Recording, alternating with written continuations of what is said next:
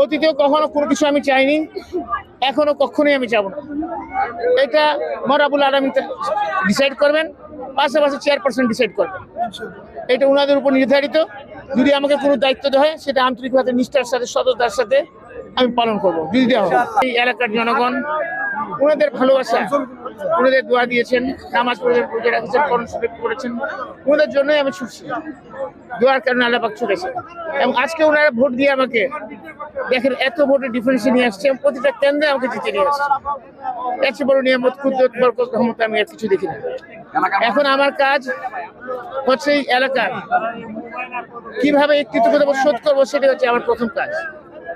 3 থানা বিশেষ করে অনেক এখানে উন্নয়নের কর্মকাণ্ড রয়েছে, কর্মসংস্থানের কাজ হয়ে গেছে। এখানকার আমার জেলেদের সমস্যা আছে, সবগুলো ইনশাল্লাহ পর্যায়ক্রমে আমার সর্বোচ্চ দিয়ে করবো।